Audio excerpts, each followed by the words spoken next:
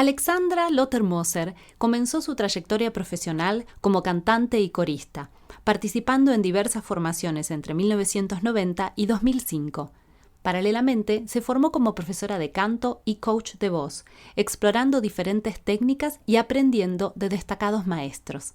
En 2006 decidió dejar los escenarios para dedicarse plenamente a la docencia, donde descubrió una forma apasionante de desarrollar su labor en el ámbito vocal.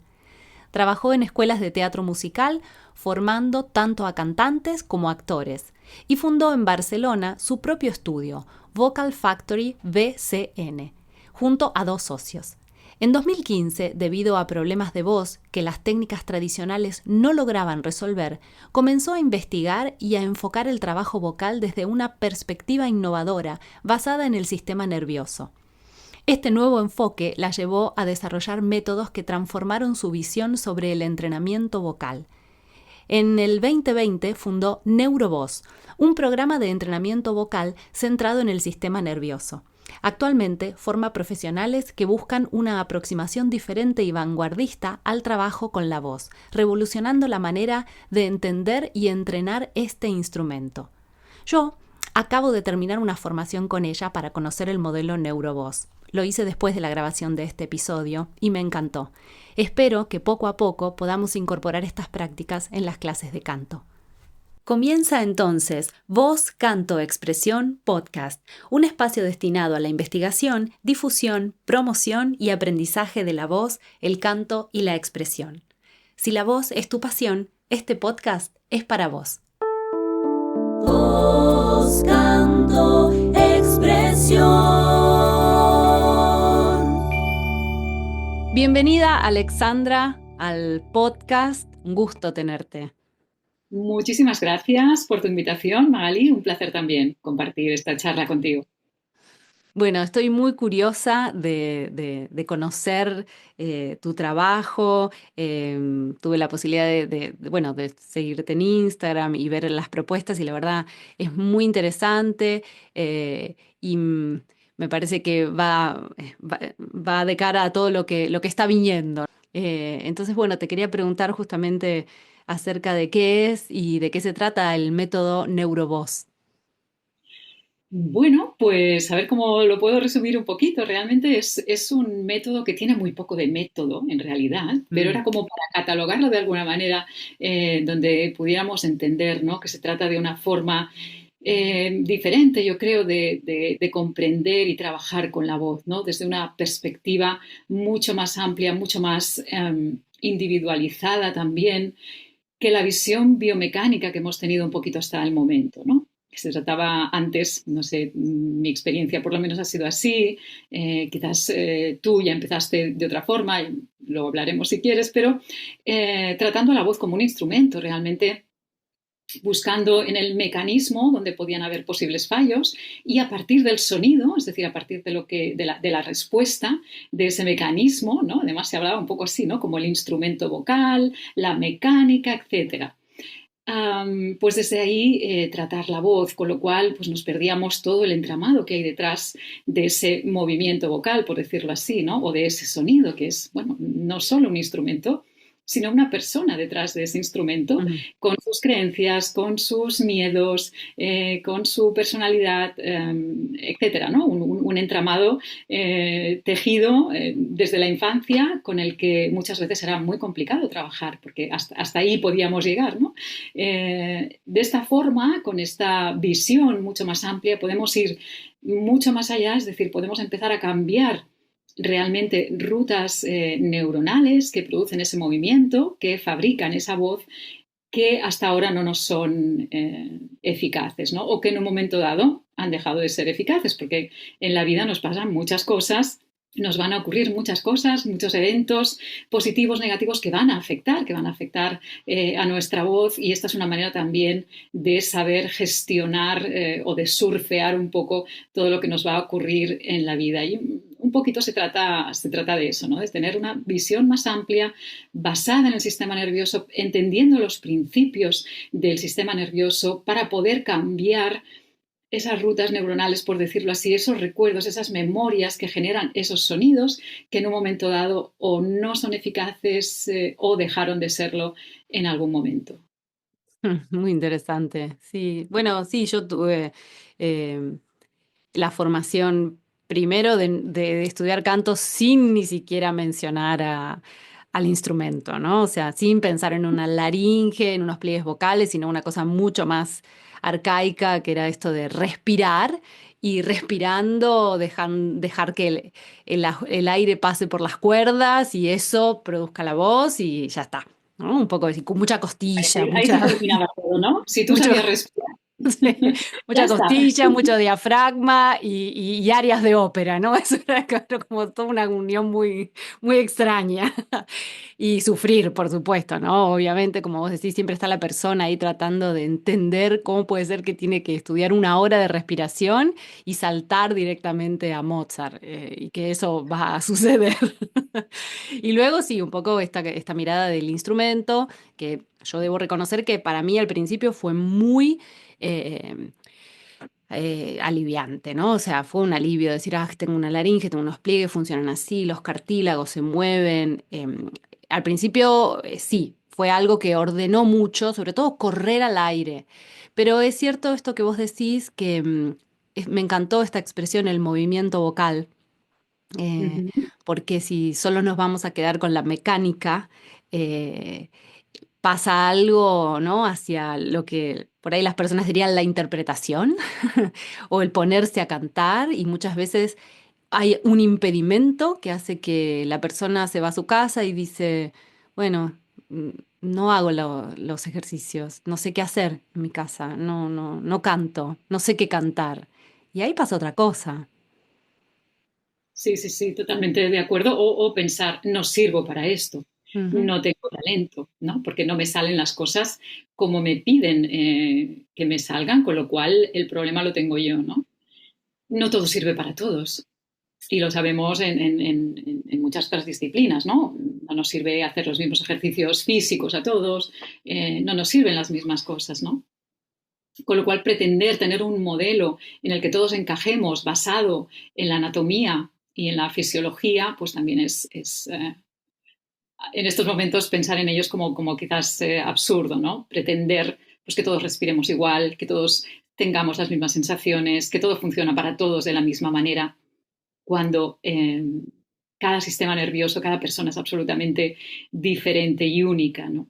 Es una Sí. especie de huella dactilar, nuestra voz también, que viene también pues por todo nuestro recorrido vital, por la forma en que aprendimos también a hablar, como hablábamos antes, ¿no? De nuestras creencias, de todo, de cosas que ocurrieron, de cosas que siguen en nuestro inconsciente y que están ahí también para avisarnos de peligros, para protegernos. Todo eso está presente cuando usamos la voz, ¿no? Entonces, pues es como limitar mucho la visión, cerrar mucho el zoom, ¿no?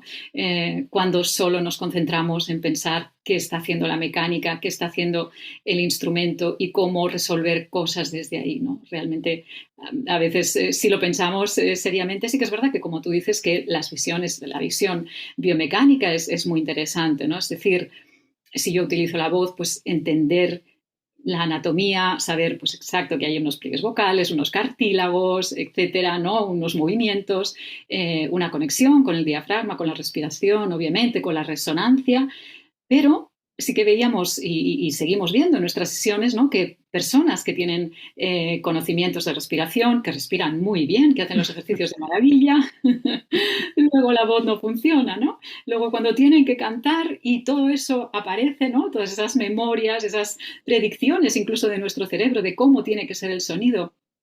Si queremos realmente hacer un cambio en la voz, un cambio eficaz, tenemos que resolver de otra manera, ¿no? No a base de ejercicios, no a base de vocalizaciones, no a base de seguir, ¿no? Como reforzando los mismos circuitos neuronales.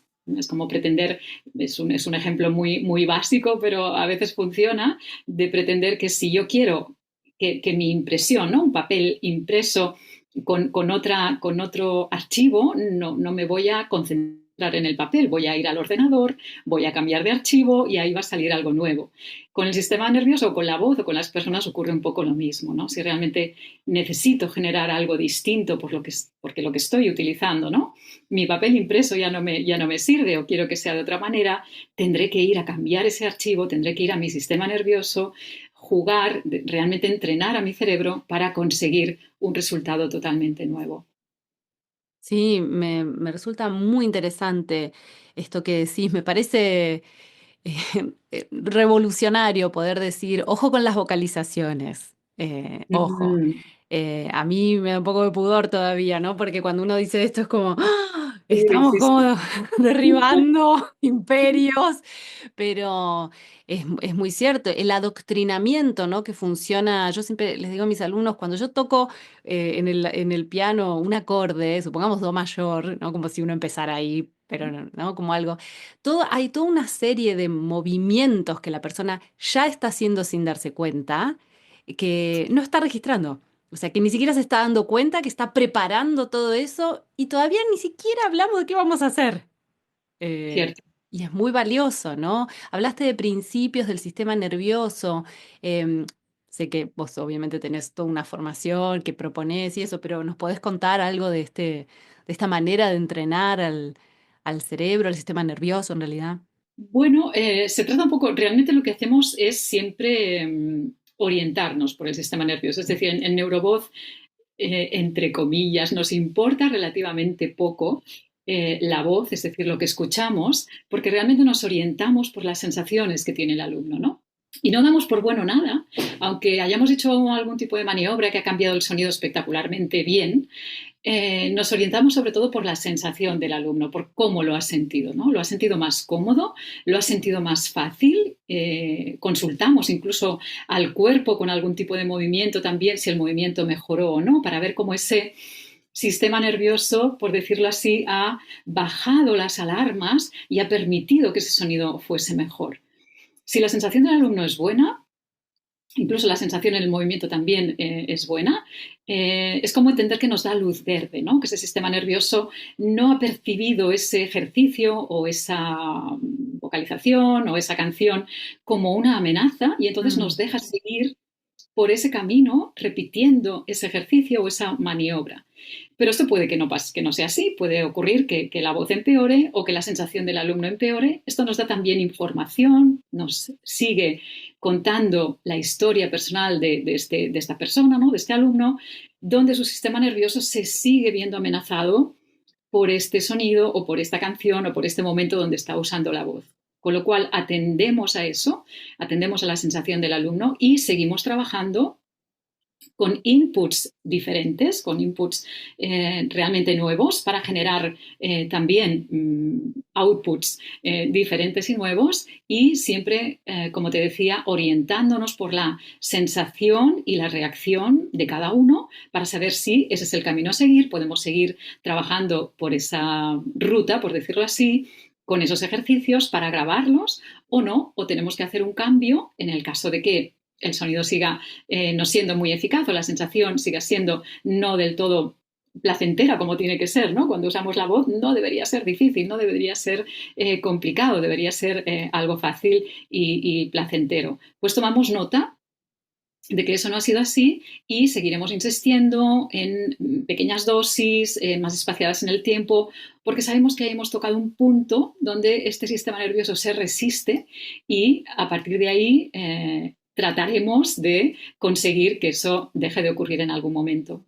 Con lo cual el trabajo propuesto es muy personalizado, siempre orientándonos por el resultado, ¿no? Por lo que vamos viendo en la sensación del alumno y no tanto por el sonido que él va consiguiendo, sino, como te decía, si lo siente liberado, si ha sido una sensación absolutamente nueva o no, y eso es lo que nos orienta en el trabajo, básicamente.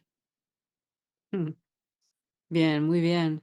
Y tengo entendido por lo que vos compartís, incluso en redes, que esto comenzó por una búsqueda muy personal.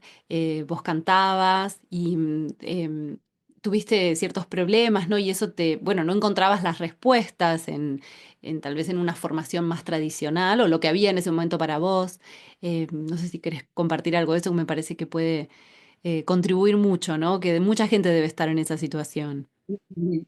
Claro, sí, sí, por supuesto, porque realmente llegar hasta aquí ha sido un camino muy personal y también no fue algo premeditado, es decir, no pensé en ningún momento que el sistema nervioso podría ser la clave para solucionar mis problemas de voz, pero así fue y fue también muy casual, ¿no? La manera en que empecé a abrir esta puerta, por decirlo así, y vino dada justamente por eso, por mis problemas de voz. Yo empecé a cantar profesionalmente con unos, no sé, 18, 19 años, así también de una forma muy, muy casual y porque tenía unas ciertas condiciones naturales para hacerlo, no había tomado muchísimas clases, todo fue más o menos rodado y en un momento dado pues decidí que tenía algunos todavía problemas que solventar y que si quería dedicarme profesionalmente a cantar necesitaba entender la técnica y así pues mejorar lo que estaba haciendo.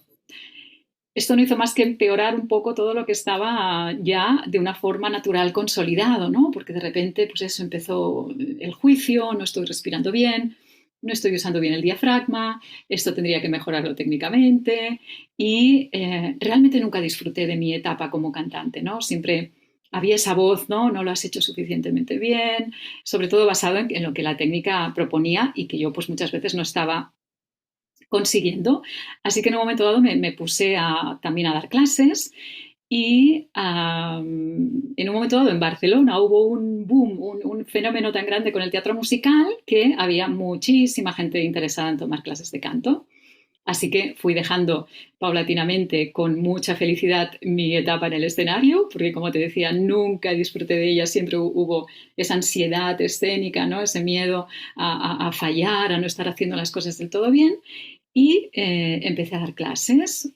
Así que me dediqué a dar clases durante bastantes años hasta que mi voz ahí también empezó a fallar ya estrepitosamente, de una manera muy exagerada, de manera que no podía cantar una canción entera desde el principio hasta el final.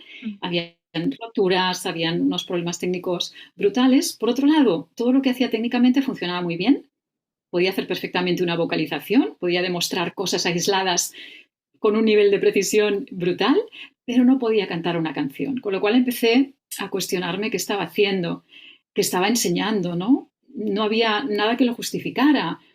Recorrí médicos, foniatras, logopedas, no, no había nada, no había ninguna lesión, las cuerdas vocales estaban perfectas, nada justificaba aquel desastre.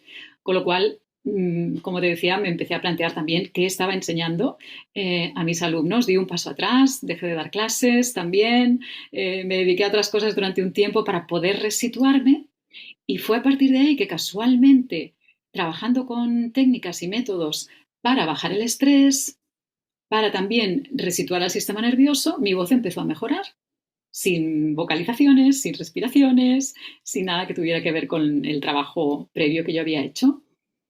Así que ahí, pues como una luz se encendió, ¿no? Empecé a ver que ya habían también otros colegas, otras personas que estaban incluyendo el sistema nervioso, por ejemplo, en la fisioterapia, en el deporte de élite, y pensé que aquí había un campo interesante a explorar y empecé a explorarlo con mí misma.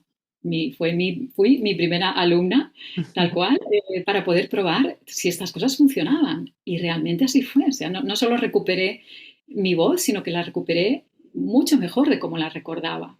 Y fue como el momento donde decidí empezar a usar a mis alumnos un poco así como conejillos de India, como ¿no? Experimentalmente pidiéndoles permiso. Por supuesto, ¿te parece si hacemos cosas diferentes? Sí, sí, sí, adelante.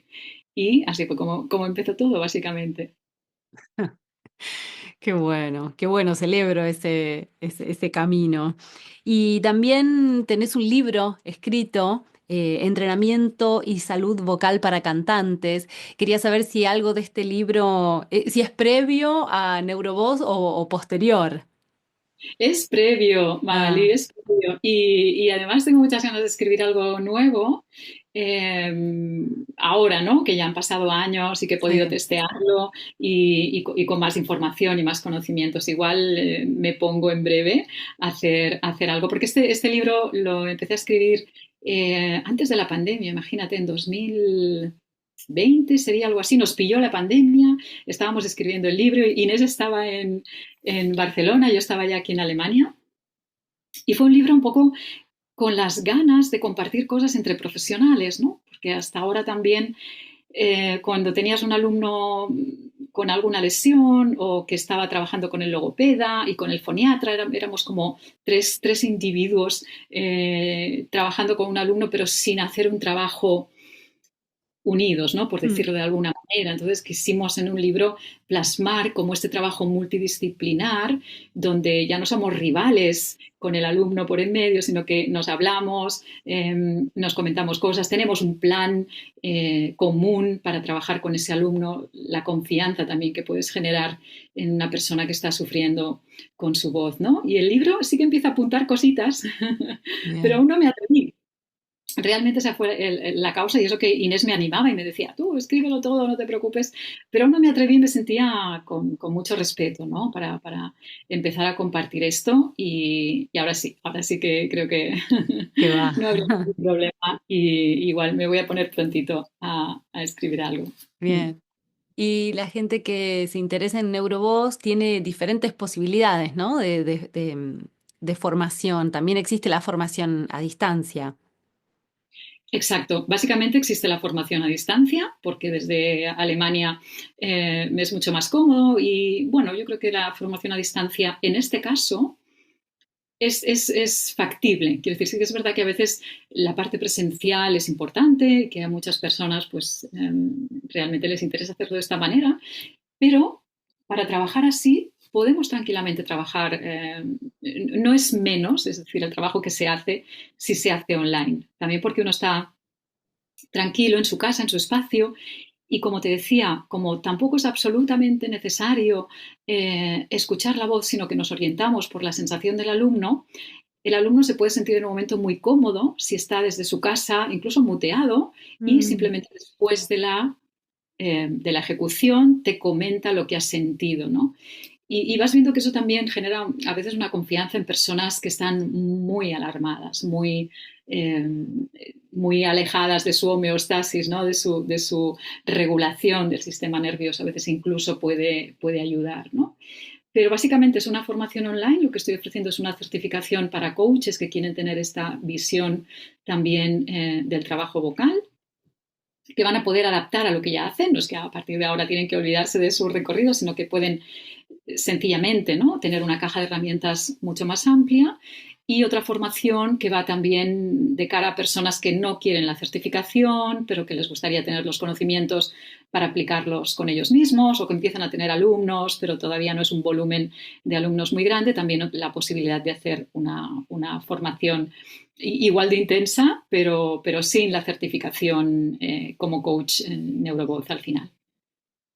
bien. Y el equipo que estoy formando, que espero que ellos también vayan, pues eso, siendo conocidos y teniendo también alumnos que esperan también, ¿no? Trabajar desde esta mirada.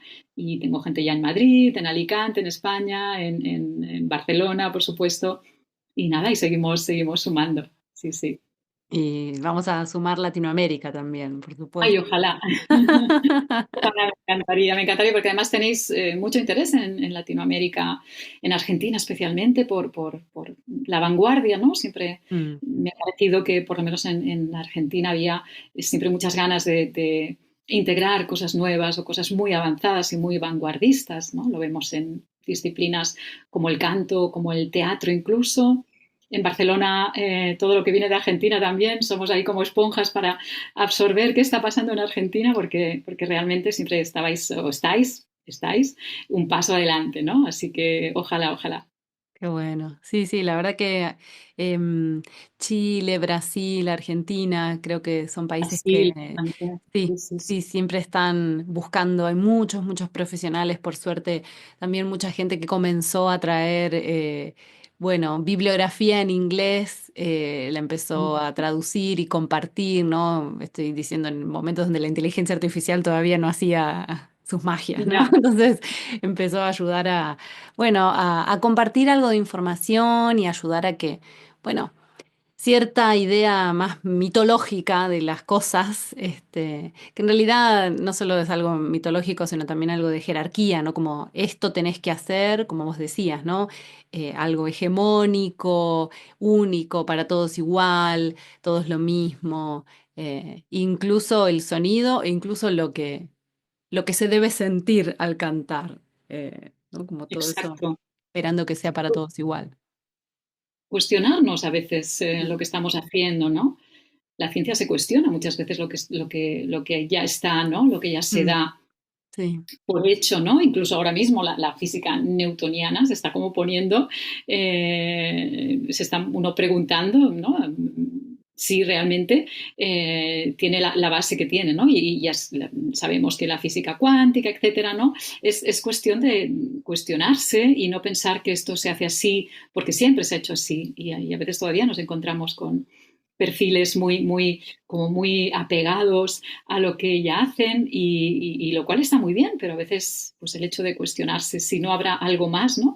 Si no puedo pues eso, aceptar otras ideas aunque choquen con las mías y escucharlas por lo menos, porque realmente lo que nos ofrece ahora mismo los descubrimientos en neurociencia y ya no solo a nivel vocal, ¿no? A nivel de lo que podemos trabajar con nuestro cuerpo, con nuestra voz, sino a nivel de conocernos mejor, conocer por qué reaccionamos de una forma, incluso cambiar esos hábitos, ¿no? Esas reacciones. Sabemos ahora mismo, por ejemplo, que el cerebro no solamente es una, por decirlo así, una máquina de reaccionar, ¿no? De generar una respuesta a lo que ocurre en el exterior, sino que el cerebro también está generando sus propias predicciones. Antes lo comentabas, ¿no? Antes de que tú empieces tu sonido que crees que ha empezado en ese justo momento, tu sistema ya ha decidido cómo va a ser ese sonido sin que tú te dieras cuenta, ¿no? Esa predicción está ahí y esa predicción está también generando o cocinando, por decirlo así, nuestras emociones. Entonces, creo que es una manera fantástica también de entenderte, de cambiar cosas que te molestan o cosas que te frenan o cosas que no te gustan, ¿no? También con este trabajo que hacemos en las sesiones vas viendo y es muy interesante ver cómo la persona va cambiando, no solo la voz va cambiando, sino su actitud a lo mejor en el escenario, su motivación para seguir aprendiendo, para seguir trabajando como cantante. Entonces, bueno, vas viendo que salpica en muchas otras áreas y que es algo pues, muy interesante para que todos tengamos un poco más clara la hoja de ruta y poder entendernos a nosotros mismos para poder, si es necesario o si nos apetece, cambiar cosas que creíamos que eran imposibles de cambiar. Sí, contribuye a un desarrollo integral, ¿no? Muchas veces las personas estudian canto y al tiempo te dicen que lograron expresarse mejor en su trabajo, eh, como algo, como si fuera, bueno, es la voz hablada, mucho no tiene que ver, pero algo, ¿no? Como que, no sé, adquieren seguridad, y celebro, ¿no? Que podamos empezar a incluir estas ideas y estas propuestas de que los hábitos, nuestras creencias determinan todo aquello que va a suceder con nuestro cuerpo, con nuestra voz, porque muchas veces las clases de canto se terminan transformando en espacios donde la persona cuenta lo que le pasa y dice, no, es terapéutico y me ayuda, y también esta incomodidad de, ay, bueno, no cantamos mucho, pero me hizo bien, y no como esa idea de, no sé bien qué estamos haciendo porque no vocalizamos mucho hoy, ¿no? No, pero y todo va como a favor de, bueno, pero pero cantamos canciones, ¿y cómo te sentiste? No, súper bien. Eh, Interesante. Sí, sí, sí, sí, sí. Sí, sí, porque ese vínculo, Magali, ese vínculo que generas con el alumno es el 99% del éxito, yo creo, ¿eh? Por muchos ejercicios maravillosos, fantásticos, novedosos que tengas, si ese vínculo no está, ¿no? Si ese sistema dopaminérgico, por llevarlo al lenguaje también de la neurociencia, no está activado, va a ser muy difícil, por no decir imposible, ¿no? Que generes cambios, que haya realmente un éxito en lo que estamos haciendo. Entonces, yo siempre les digo también a mis coaches, si ese momento se da, si tu alumno viene y tiene que explicarte alguna cosa de su vida que no puede guardarse más, déjale, no te preocupes, porque yo antes sufría igual que tú, ¿no? Y pensaba, no estamos vocalizando, y entonces empezaba a tocar un poco, ¿no? El piano a ver si se callaba ya, ¿no? Luego entendí, pues al trabajar también desde esa perspectiva, la importancia de la relación que debes tener con tu alumno, ¿no? Y cómo esa relación, ese sentirse a salvo contigo, sentirse pues que no va a haber un juicio, que no le vas a, pues eso, desmontar lo que viene a traer a clase, esa relación que generas con tu alumno es fundamental, fundamental. Por eso también la idea de trabajar en un trabajo multidisciplinar donde el alumno trabaje con el logopeda, pero también su coach, que también es su amigo, que también es su confesor, ¿no? Esté vinculado al trabajo, porque eso proporciona una gran cantidad de éxito, ¿no? El hecho de poder resolver también problemas, como te decía, gran parte del éxito se va a dar por la relación que tú estableces con tu alumno, con esa persona que viene y que sabe que puede hablar tranquilamente contigo durante la sesión, que le vas a escuchar y que no le vas a juzgar.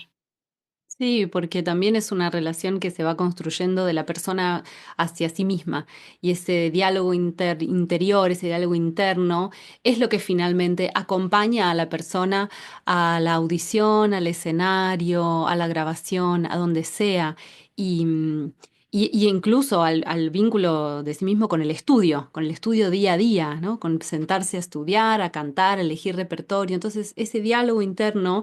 eh, en eso también trabajamos.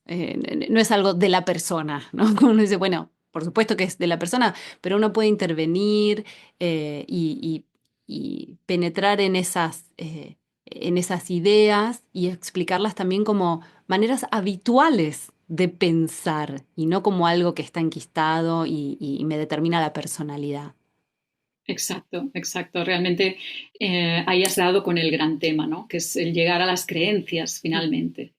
Porque si no tocamos ese tema, si no tocamos ese momento donde uno llega al final del trayecto, ¿no? Del problema, a las creencias, a mi narrativa interna, a cómo me hablo, qué cosas me digo, cómo trato o cómo es mi juez interno que siempre me está diciendo cosas negativas sobre lo que hago, al final tenemos que ir a parar ahí, ¿no? Porque es un poco como para mí es siempre como el final del recorrido, ¿no? Donde se inicia de alguna manera todo el lío que podemos estar ahora experimentando con la voz viene de algún lugar, ¿no? Entonces, es posible cambiar eso, es posible también hacerle entender al alumno y a quien nos esté escuchando que los pensamientos al final son propuestas de nuestro cerebro, ¿no? Por citar a David del Rosario, que es también un divulgador fantástico, él dice que el cerebro bombea pensamientos igual que el corazón bombea sangre, con lo cual también va a depender mucho de nuestro estado interno, de nuestras vivencias, de cómo está mi cuerpo en ese momento o qué nivel de inflamación o qué nivel de estrés estoy soportando, que voy a tener unos pensamientos más, por decirlo así, encarados hacia lo negativo o hacia lo positivo, ¿no? Entonces, uno puede también, si entiende estas premisas, es bueno, pues no me creo este pensamiento, ¿no? O voy a plantearme si no hay una opción B para poder seguir y tratar a partir de ahí de conseguir pues, bueno, es un abordaje un poco más intenso porque uno también, o nosotros también en este caso nos fijamos en los hábitos, ¿no? de la persona, qué ocurre entre las sesiones, qué está pasando, cómo duerme, cómo se regula el sistema nervioso.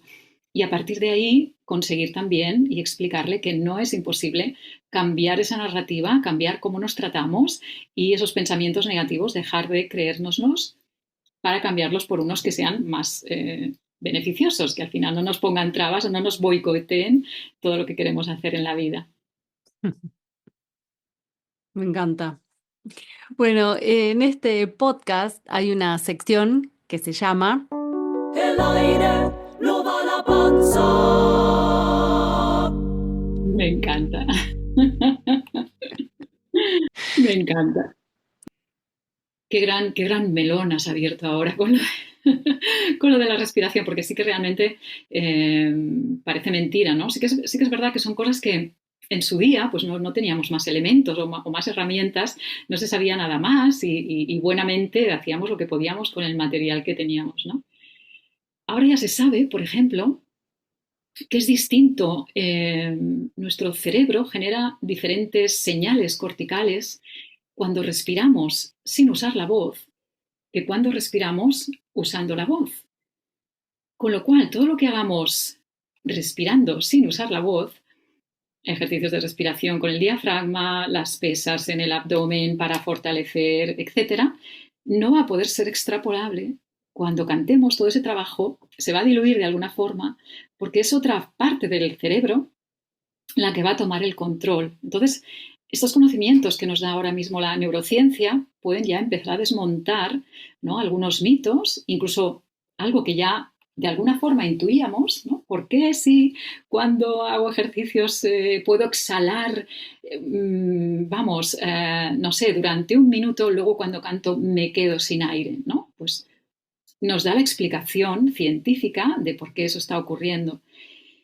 La respiración la podemos usar de una manera maravillosa, que es la gran puerta de acceso a la regulación del sistema nervioso. Podemos usarla para tranquilizarnos, podemos usarla para activarnos y en el caso del canto, obviamente está presente, sí que tenemos que respirar para cantar, pero entendiendo esto, entendiendo cómo nuestro cerebro va a generar diferentes señales desde un lugar o desde otro lugar, dependiendo si estamos usando las cuerdas vocales o no, nos da ya muchas pistas para dejarnos de preocupar en exceso del tema de la respiración, ¿no?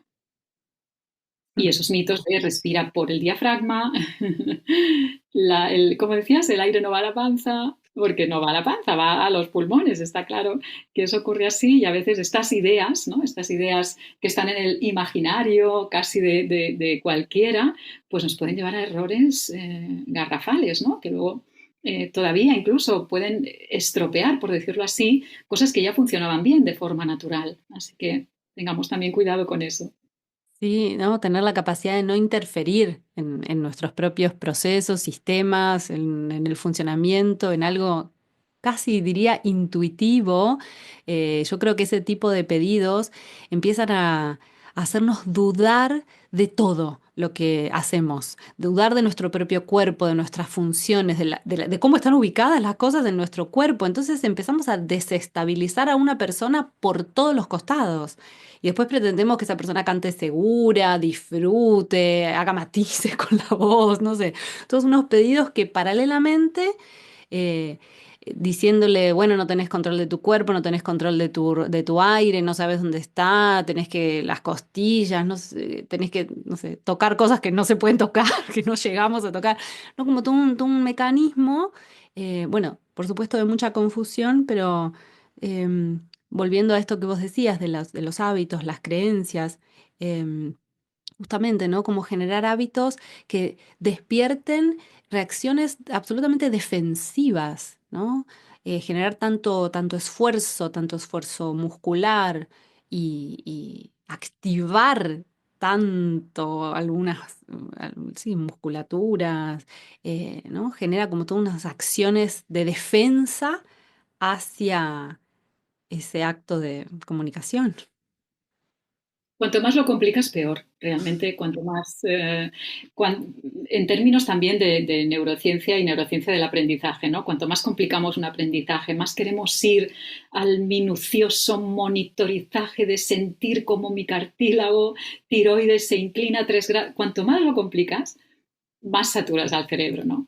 Al final, cuando cantamos, Magalí, ¿qué queremos? Queremos no sentir o no pensar demasiado en lo que estamos haciendo, ¿no? Queremos simplemente disfrutar, pensar en la canción, en la letra, en el público y ya está, ¿no? Con lo cual, vayamos por ahí, vayamos a facilitar eso, ¿no? No a complicarlo realmente.